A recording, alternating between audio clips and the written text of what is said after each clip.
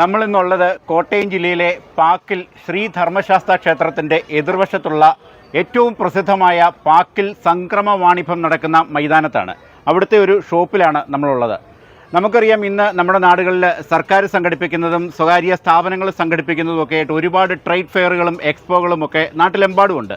എന്നാൽ ഇതൊക്കെ വരുന്നതിന് വളരെ കാലം മുമ്പ് തന്നെ നമ്മുടെ കാർഷിക പാരമ്പര്യത്തിൻ്റെ തനിമ വിളിച്ചോതിയിരുന്ന ഒരുപാട് കാഴ്ചകൾ നമ്മളൊക്കെ നമ്മുടെ വീടുകളിൽ കണ്ടിട്ടുണ്ട്. ഈ കൊട്ട, ഇതുപോലുള്ള കൊട്ട, വട്ടി, മുറം, അതുപോലുള്ള കാർഷിക ഉപകരണങ്ങൾ വേറെ, ചട്ടികൾ, മൺചട്ടികൾ, അങ്ങനെ ഒരുപാട് സാധനങ്ങൾ നമ്മളൊക്കെ പണ്ട് നമ്മുടെ വീടുകളിൽ ഉപയോഗിച്ചിരുന്നതും പിൽക്കാലത്തെ പ്ലാസ്റ്റിക്കിലേക്ക് വഴിമാറിപ്പോയതുമായ സംഭവങ്ങൾ.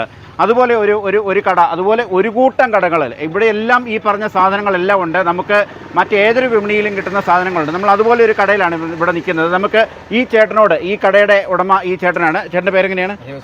സോമൻ. ചേട്ടൻ എത്ര കാലമായിട്ട് പാക്കൽ സംക്രമ? 30 വർഷം മിച്ചമായി ഇവിടെ തന്നെ ഈ സ്ഥാപനത്തിന് കച്ചവടം ചെയ്യാൻ തുടങ്ങിയിട്ട് 30 വർഷത്തിലേറെയായി. അത് ശരി. എവിടുന്നാണ് വരുന്നത്? അയർക്കുന്നതാണ് വരുന്നത്. ശരി. ഇപ്പോൾ ഇവിടെ വന്നിട്ട് എങ്ങനെയുണ്ട് ഒരു അനുഭവം? നല്ല കച്ചവടമൊക്കെ ഉണ്ടോ? ആദ്യ കാലഘട്ടം മുതൽ നല്ല കച്ചവടം തന്നെ ഉണ്ടായിരുന്നു. പിന്നെ ഈ കൊല്ലം മഴയുടെ കാലം, മഴ കൂടുതലായതുകൊണ്ട് കച്ചവടം ആദ്യം തുടക്കം മുതൽ ഇച്ചിരി കച്ചവടം കുറവുണ്ട്. നേരത്തെ മുതൽ ഇതുപോലെ ഈ കൊട്ടയും പട്ടിയും ചട്ടിയൊക്കെ സാധനം ഉണ്ടായിരുന്നു. ആദ്യം മുതൽ തന്നെ ഈ ചട്ടിയും കലവും എല്ലാ ഐറ്റങ്ങളും ഉണ്ടായിരുന്നു. ഇതിനോടൊക്കെ ആളുകൾക്ക് താല്പര്യം കൂടി വരുവാണോ അതോ കുറഞ്ഞു വരുവാണോ? കൂടിയാ വരുന്നത് അല്ലേ? കുറവ് വരുന്നില്ല, കൂടി വരുവാണ്. എന്തിനാ ഇപ്പൊ ആളുകൾ കൂടുതലായിട്ട് വരുന്നത്? മുറം മേടിക്കാനാണോ, കൊട്ട മേടിക്കാനാണോ, അതോ എല്ലാ സാധനങ്ങളും മേടിക്കാൻ വരുന്നുണ്ട്? കലങ്ങളും കൊട്ടയും മുറവും അതുപോലെ അരകല്ല്, അലക്കുകല്ല്, പഴയ സാധനങ്ങളെല്ലാം വരുന്നുണ്ട്. ഈ അലക്കുകളൊക്കെ മേടിക്കാൻ ഇപ്പോഴും ആൾ വരുന്നുണ്ടോ? ഈ വാഷിംഗ് മെഷീനൊക്കെ രംഗം വാഴുമ്പോൾ അതൊക്കെ വേണം. ആവശ്യക്കാർ കുറവാണ്, എന്നാലും ഉണ്ട്, വരുന്നുണ്ട്. ഇപ്പോഴും അത് വേണ്ടി വരുന്നുണ്ട്. പായ, കൊട്ട, അങ്ങനെയുള്ള ഐറ്റങ്ങളെല്ലാം ഉണ്ട്. അത് ശരി. ഭരണികള്, എല്ലാ ഐറ്റം വരുന്നുണ്ട്. അത് ശരി. അപ്പം മഴ മാറി നിന്നാൽ നല്ലൊരു കച്ചവടം നടക്കും അല്ലേ? അത് ശരി. അപ്പൊ ഇതുവരെ സന്തുഷ്ടനാണ്. അപ്പൊ ഈ കഴിഞ്ഞ 29 വർഷത്തിൽ അപേക്ഷിച്ച് ഇപ്പം ഈ 30-ാം വർഷത്തിൽ എങ്ങനെയുണ്ട്? ഇതുവരെ കണ്ടതനുസരിച്ച് കുറവുണ്ട്. അത് ശരി. മഴയുടെ കൊണ്ടാണ്.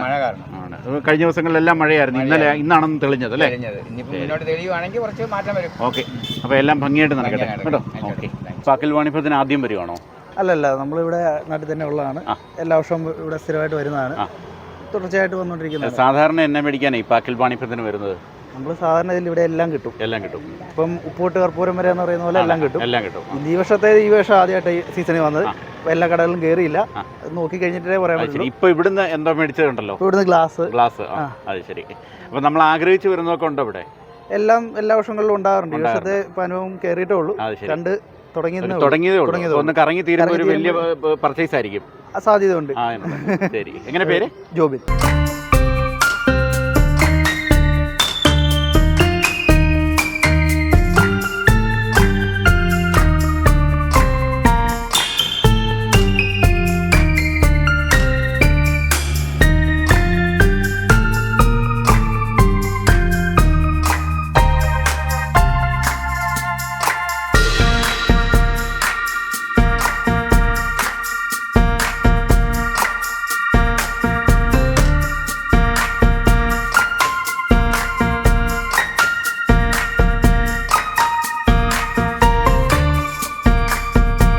സംക്രമ വാണിഭത്തിന് വരുന്നത് 2 വർഷമായിട്ടല്ലേ?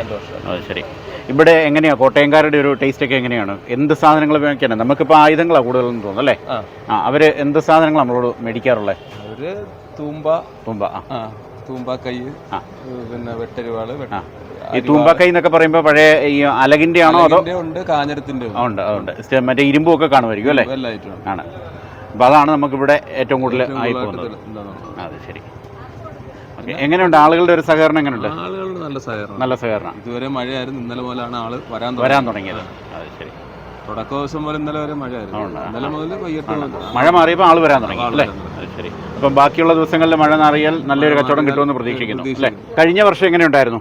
കഴിഞ്ഞ വർഷം വലിയ മെച്ചമില്ലായിരുന്നെങ്കിലും ഞങ്ങൾ കഴിഞ്ഞ വർഷം ആദ്യമായിട്ട് വന്നതിന്റെ വീണ്ടും വന്നതിന്റെ കാരണം പ്രതീക്ഷയുണ്ട് മെച്ചപ്പെടുമെന്നുള്ള ഒരു വിശ്വാസത്തിലാണ്. നീളം കൂട്ടും തോട്ടിയൊക്കെ ഉണ്ട്, 24 അടി 18 അടി ഹൈറ്റ് ഉള്ള. അത് ശരി.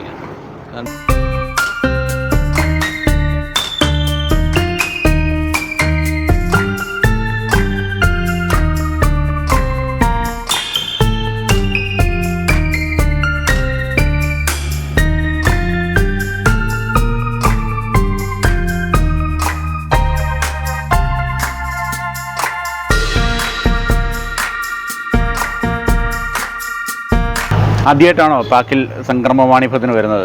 അല്ല അല്ല അല്ല. ഞങ്ങള് പണ്ട് തൊട്ടേ വരുന്നത്, ജനിച്ചു വളർന്നവരാണ്. ശരി, ഞങ്ങൾ എല്ലാ വർഷവും വരും. ആണ്. സാധാരണ എന്ത് വാങ്ങാനാണ് വരാറുള്ളത്? ഇവിടെ പ്രാധാന്യം പുട്ട, മുറം അങ്ങനെയുള്ള സാധനങ്ങളൊക്കെ കൂടുതൽ പ്രാധാന്യം. നമ്മുടെ പഴയ അടുക്കള ഉപകരണങ്ങൾ അല്ലേ? അത് ശരി. ഇത്തവണ എന്നാ വാങ്ങി? എന്തോ മേടിച്ചോ? വാങ്ങിച്ചോണ്ടിരിക്കുന്നു.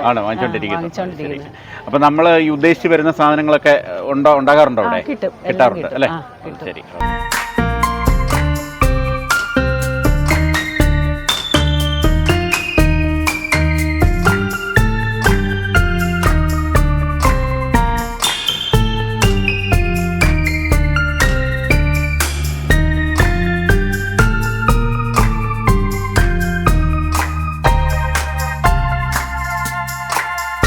പാക്കൽ ശ്രീ ധർമ്മശാസ്ത്ര ക്ഷേത്രത്തിൻ്റെ തിരുമുറ്റത്ത് നടക്കുന്ന സംക്രാന്തി വാണിഭമാണ് നമ്മൾ നിൽക്കുന്ന സ്ഥലം.